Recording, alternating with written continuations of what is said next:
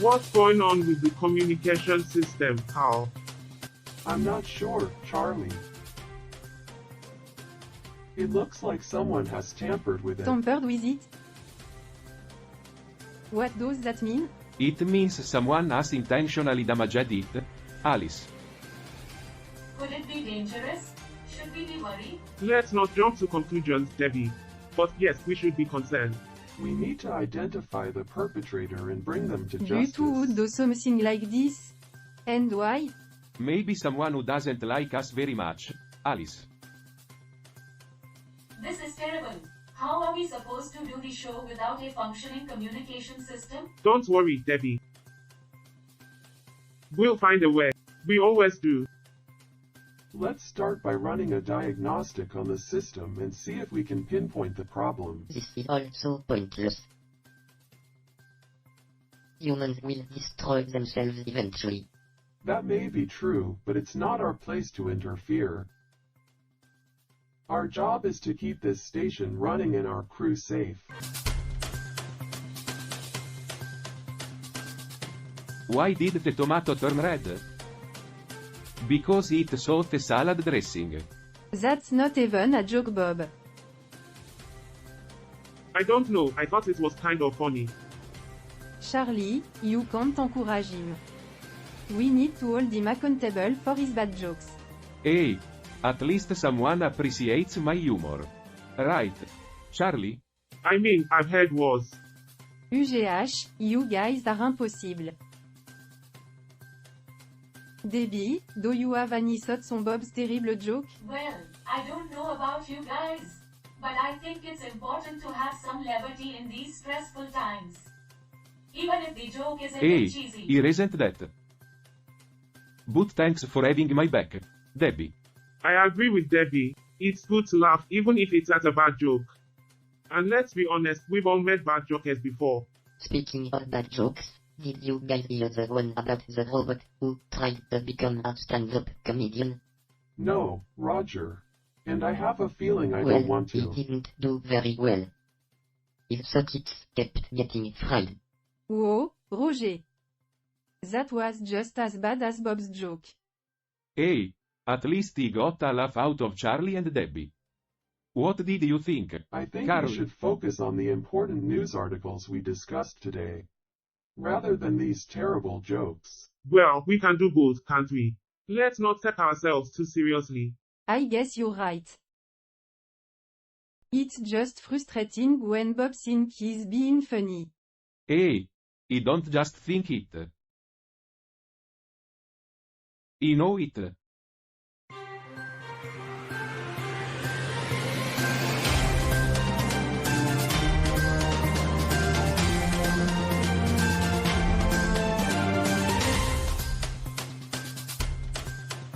Welcome to 24/7 Newsroom.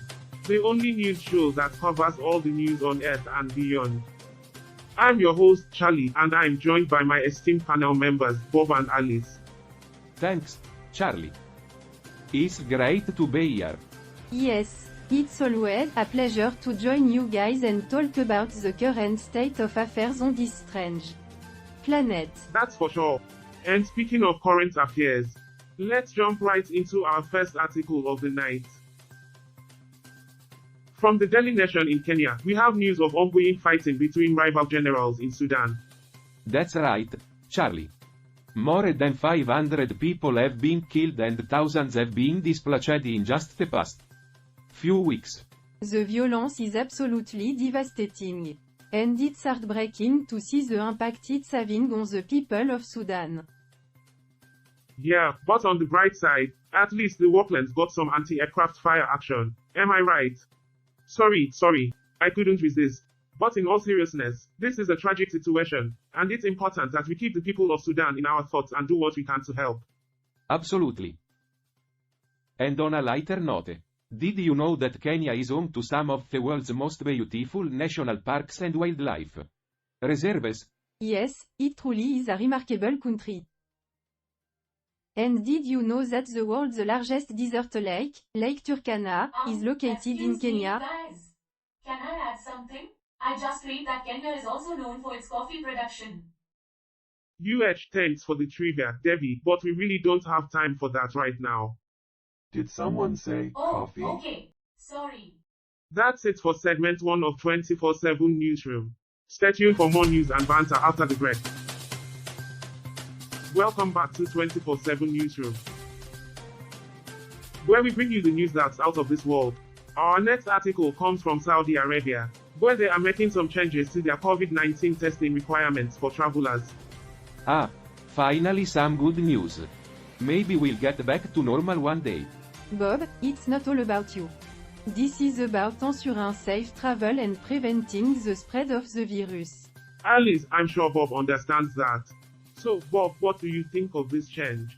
Well, I think it's a step in the right direction. People need to be able to travel without too many restrictions. It's good for the economy and for people's mental health. Oh, yes, because we all know the economy is more important than public health. Actually, there might be a way to satisfy both concerns. The Chinese government could implement rapid testing upon arrival for travelers without a negative PCR Carl, test. you're always full of solutions. But is rapid testing reliable enough? Well, actually, Saudi Arabia has one of the highest vaccination rates in the world. Yeah, but do you really trust the government that just admitted to killing a journalist? Debbie, we don't need your trivia right now. Hey Bob, give her a break. She's just trying to contribute to the Alright, discussion. let's not get too heated. How about we move on to some country trivia? Did you know that Saudi Arabia is the birthplace of Islam and home to the holiest city of Mecca? Oh boy, can't wait to visit and wear my best burqa. Bob, that's not even funny. Okay, let's not offend anyone here. But seriously, folks, it's always good to learn something new. That's it for Article 2. Stay tuned for more news after the break.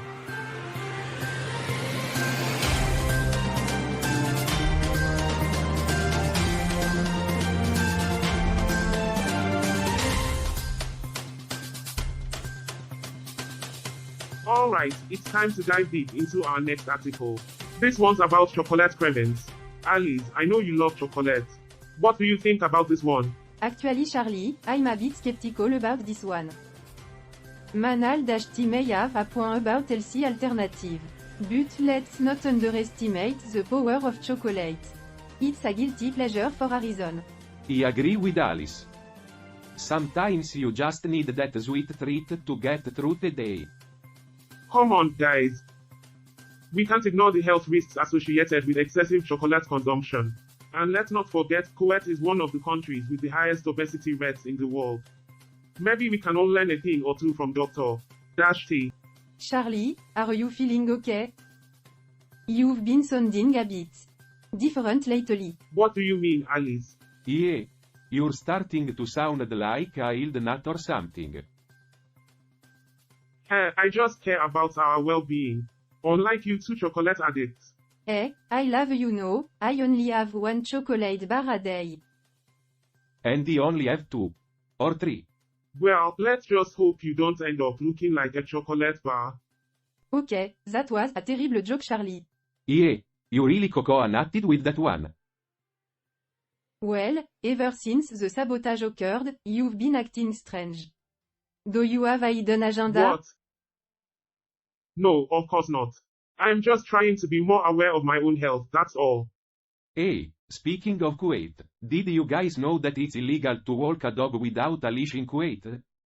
Really, I didn't know that. That's interesting Bob, but we were talking about chocolate craving. Right. Sorry about that. Anyway, I think Dr.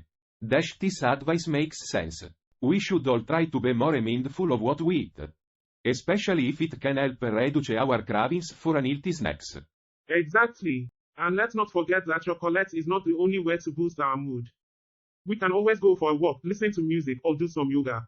Well, I guess we'll have to agree to disagree on this one Charlie. But I appreciate the healthy tips.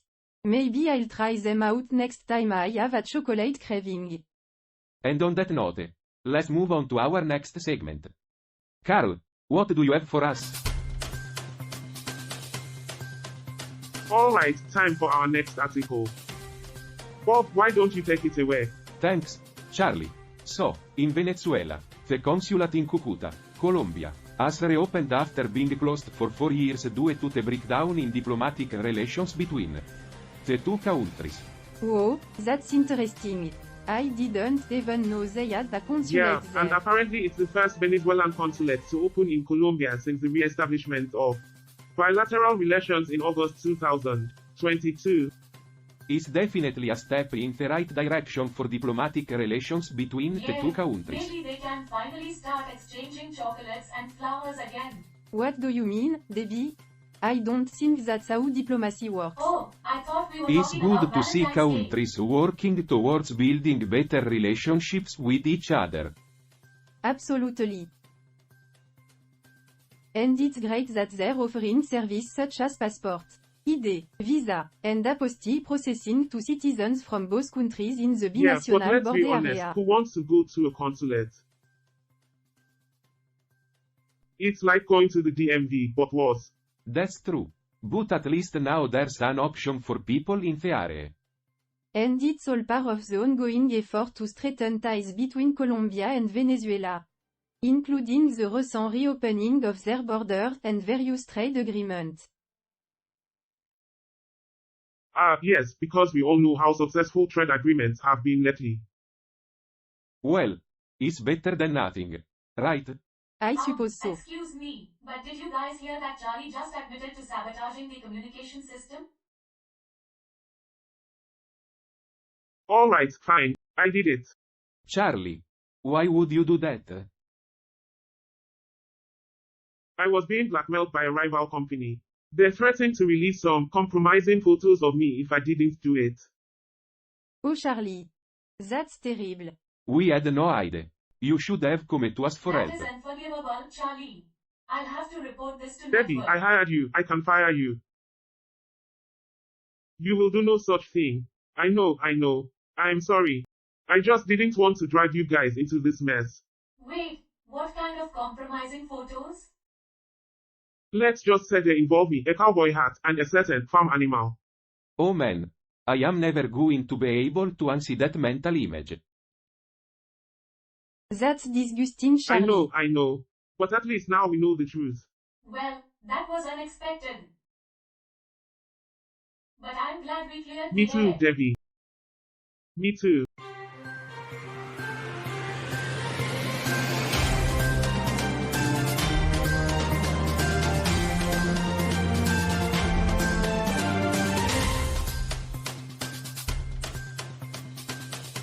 Welcome back to Earth. In case you're just joining us, we've been discussing some of the latest news from around the galaxy. But now, let's take a closer look at a story that caught our attention today. Al-Massar Party leader seeks honest and active individuals for the prosperity of Mauritania. Ah, Mauritania. I remember when I visited there. Lovely place, if you're into sand and it. Yes, it's a shame the country has struggled with political instability and economic inequality in recent. Speaking of it, Years. did you know that the hottest temperature ever recorded in Mauritania was 47.5 gradi Celsius? Wow, that's scorching hot. You know what they say, if you can't take the heat, get out of the Sahara.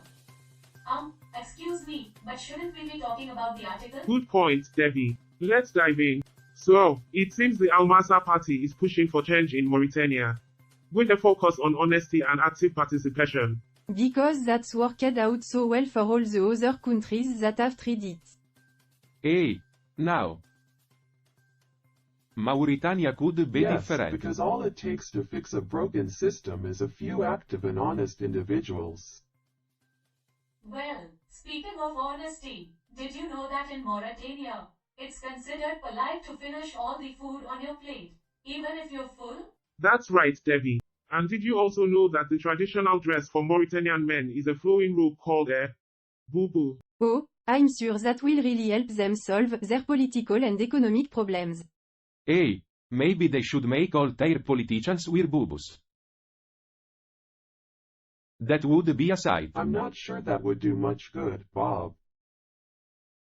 Well, regardless of their wardrobe choices, it seems the Al-Masa party is trying to make a positive change in Mauritania. And as always, we'll keep an eye on how things develop. Stay tuned. I can't believe you would do something like this. I had no Charlie. choice, Debbie. That rival company had something on me, and they were threatening to release it to the media. And you couldn't have come to us for help? We're your colleagues, Charlie. Oh, so you just had to steal confidential information and give it to them instead? That's a great excuse, Charlie. Maybe you should consider a career in politics. Yeah, we would have had your back. But now, we don't know who else you might be working with. Perhaps we should take steps to prevent further sabotage. We could install some additional security measures, or even consider moving to a different location. Whatever we do, we can't let this happen again.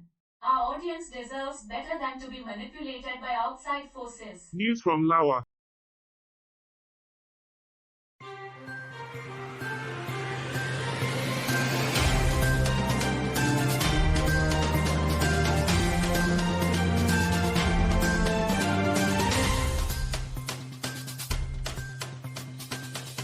Laos treasures finally unearthed. Is it worth the wait, or has the country been hiding something? Alright, let's dive into this article. According to sources in Laos, locals have found 14 Buddha images, 22 swords, and a gun inside a cave. 13 of the Buddha images are believed to be made of gold. What do you guys think about this? Wow, it's not like this hasn't happened before. Another country finding ancient artifacts? Big whoop. Bob, you can't just dismiss an entire country's history like that. I am not dismissing it. I am just saying it's not uncommon. Actually, according to the article, these kinds of discoveries are quite common in Laos. But I understand what you're saying, Bob. It's easy to become desensitized to news Exactly. like this. It's important to remember the significance of these artifacts and what they mean to the people of Laos, especially considering the country's tumultuous history over the past 5 decades. That's a harsh observation, Charlie. But unfortunately, it's not far from the We need to truth. make sure that this episode isn't tampered with like last time. Don't worry, Debbie. We've got it under control. We've been working on the communication system, and I am happy to report that it's almost fixed. We've been keeping an eye out for any further sabotage, but it's always better to be on high I alert. couldn't agree more, Carl. We need to protect these artifacts at all costs. Otherwise, we might end up like that one museum in Italy where someone stole a solid gold toilet. A solid gold toilet? Who would even want that? I think the real question is, how do you even steal a toilet? Let's hope this is the last of it. It's been quite a roller coaster of an episode. Agreed. But we managed to discuss some important topics and share some light on news that might have gone unnoticed. That's what we do on this show. Well, it looks like we made it to the penultimate segment. Stay tuned for our final thoughts and sign off. Welcome back, everyone. In our final segment today, I want to talk about an article one found particularly interesting. It's about a recent discovery of artifacts in Laos. Apparently, they date back to the 14th century and shed new light on the region's history. That's fascinating. Laos has had a tumultuous past, especially in the last few decades. Yeah, I remember reading about the communist takeover in the 70s. Exactly. And since then, the country has struggled with poverty and political instability. But this discovery gives us a glimpse into its rich cultural heritage. It's amazing what we can learn from history. Agreed. It's important to understand our past to make better decisions for our future. Indeed. But unfortunately, not everyone values knowledge and understanding. Speaking of which, I received a message from our rivals. They are still threatening us with sabotage unless we comply with their demands. What do they want from us? They haven't specified, but we need to stay on high alert and be prepared for anything. This is getting out of hand. We I need to alert. take action. Well, I'm 50% there. Dude, But what can we do? We're just a small crew we on a may be spaceship. small, but we're resourceful. And we have each other. Indeed. We must remain vigilant and work together to overcome any obstacle. Well said, Roger. And with that, we've reached the end of another episode of Earth. I hope you found our discussions informative and thought-provoking. As always, stay curious and stay tuned for our next episode.